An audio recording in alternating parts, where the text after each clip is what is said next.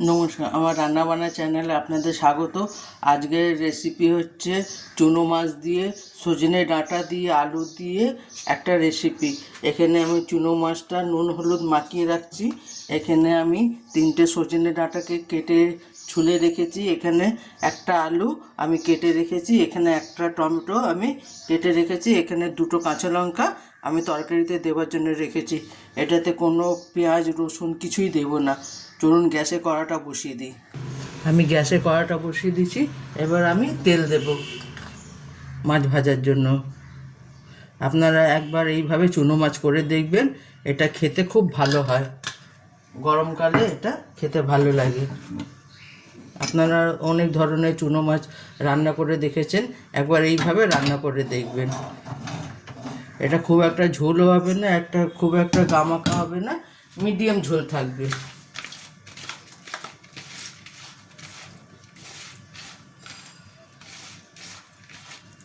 আপনারা একবার এইভাবে অবশ্যই রান্না করে দেখবেন, কেমন হয় আমাকে জানাবেন। আপনারা অনেক ধরনের খেয়েছেন, একবার সজনে ডাঁটা দিয়ে রান্না করে দেখবেন, খেতে খুব ভালো হয়। এর সঙ্গে একটা পাতিলেবু নিয়ে নেবেন, ব্যাস ভাত খাওয়া হয়ে যাবে গরমকালে, আর কিছুই লাগবে না। এবার আমি মাছ ভাজার জন্য দিয়ে দেবো।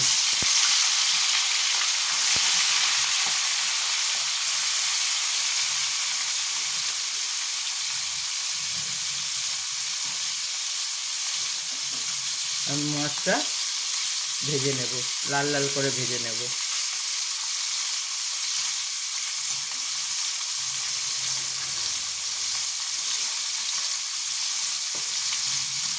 মাছটা ভালো মতন ভাজা হয়ে যাক।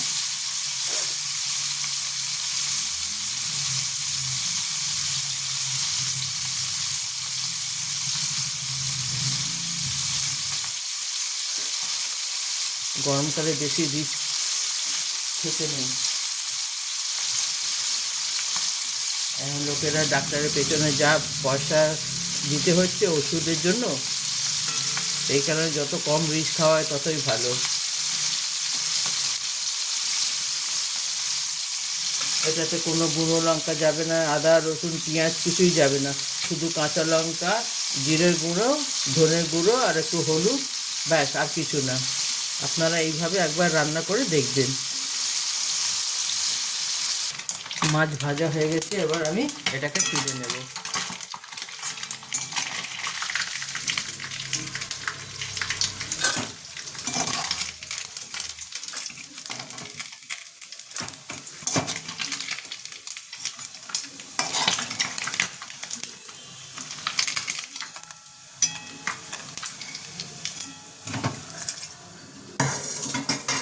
এরপরে আমি বাকি মাছগুলো দিয়ে দেবো।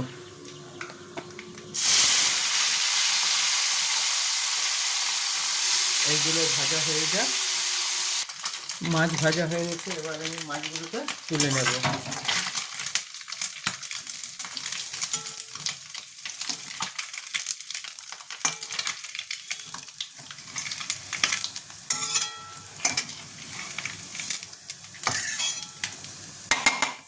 এরপর আমি কালো জিরের ফোড়ন দেব। কালো জিরে ফোড়ন দিলাম। এবার আমি আলুগুলো দেব।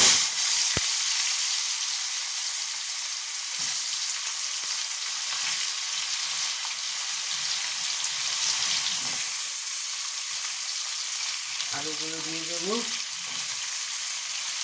আলুগুলোকে একটু ভাজা ভাজা করবো। 2টো কাঁচা লঙ্কা চিড়ে দিয়ে দেবো।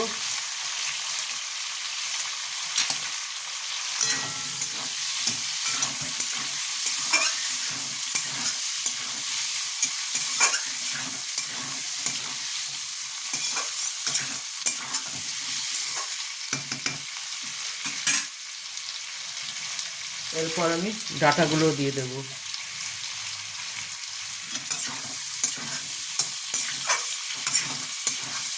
ডাঁটা দিয়ে এগুলোকে একটু ভাজবো।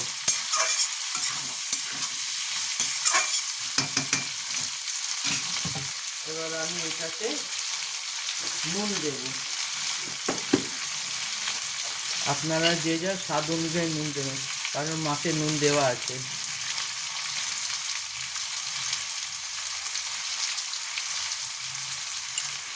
সেখানে আপনারা পরিমাণ মতো নুন দেবেন।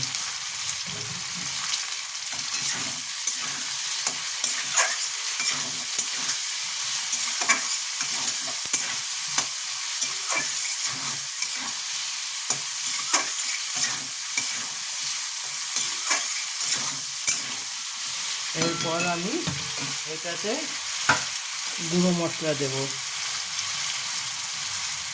আমি 1 চামচ হলুদের গুঁড়ো দেব, 1 চামচ আমি ধনের গুঁড়ো দিলাম, 1 চামচ জিরে গুঁড়ো দিলাম।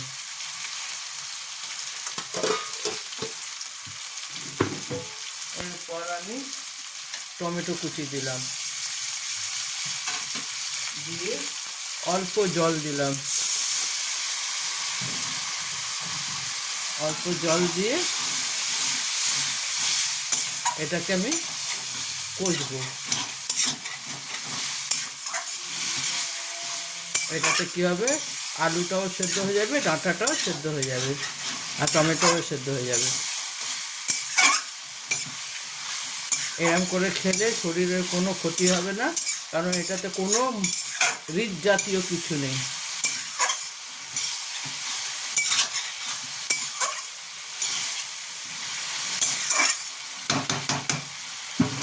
এরপর আমি এটাকে 5 মিনিটের জন্য ঢাকা দিয়ে দেবো। এবার ঢাকাটা সরাবো।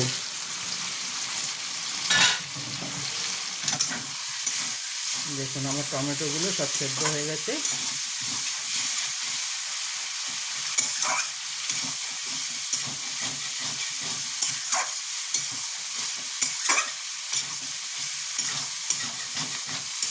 ডাঁটাও সেদ্ধ হয়ে গেছে, টমেটোও সেদ্ধ হয়ে গেছে, আলুও সেদ্ধ হয়ে গেছে।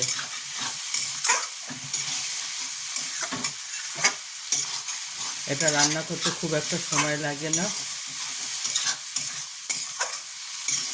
এরপর আমি মাছগুলো দিয়ে দেবো।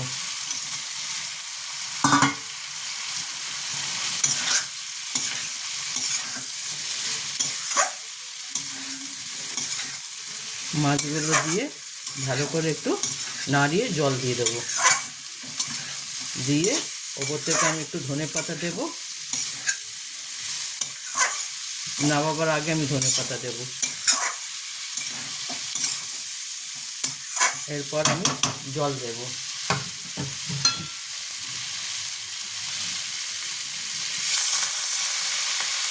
আমি বেশি ঝোল রাখবো না, সেই কারণে বেশি জল দেবো না, অল্প জল দেবো।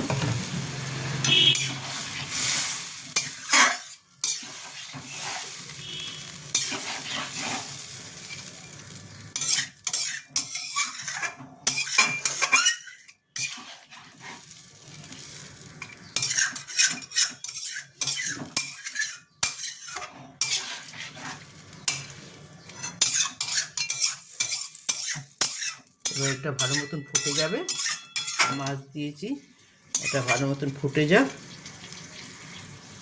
আলুটাও সেদ্ধ হয়ে গেছে।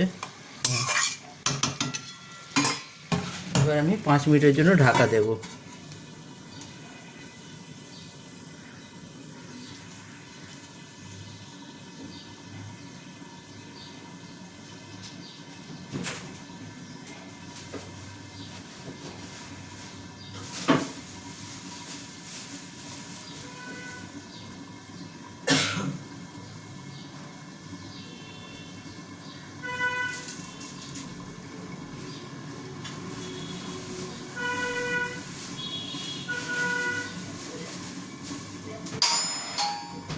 কে বলো?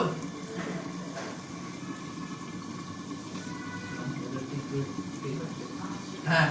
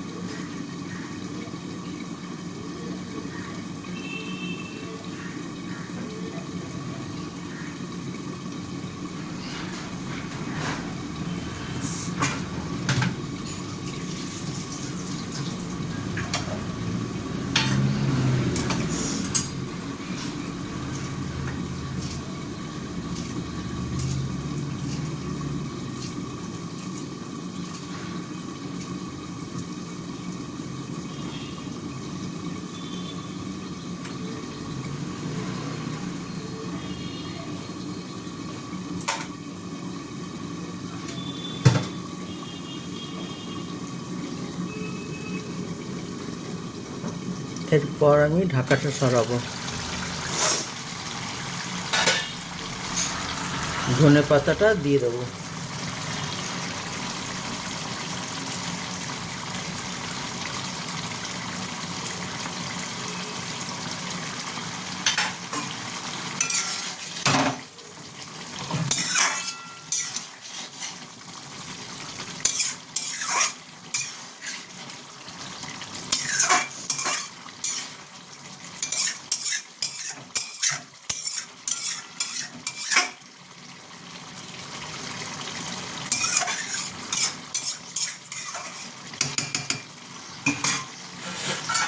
ধনে পাতা দিয়ে আর 5 মিনিট ঢাকা দিয়ে দেবো।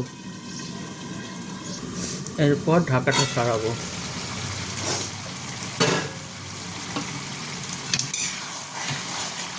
আমার চুনো মাছের তরকারি একেবারে রেডি। সজনে ডাঁটা আলু দিয়ে চুনো মাছের তরকারি একেবারে রেডি।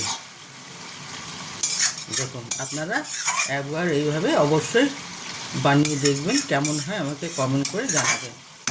এরপর আমি নামিয়ে নেব। দেখুন, আমার চুনো মাছের তরকারি একেবারে রেডি। আপনারা এইভাবে অবশ্যই একবার বানিয়ে দেখবেন, কেমন হয় আমাকে কমেন্ট করে জানাবেন। আমার রান্নাবান্না চ্যানেলটা দেখার জন্য আপনাদের ধন্যবাদ। ভগবানের কাছে প্রার্থনা করি আপনারা সবাই সুস্থ এবং ভালো থাকুন। আমার চ্যানেলটা এইভাবে দেখবেন এবং আমাকে সাপোর্ট করবেন, আমাকে সাবস্ক্রাইব করবেন। থ্যাংক ইউ আমার চ্যানেলটা দেখার জন্য। Thank you.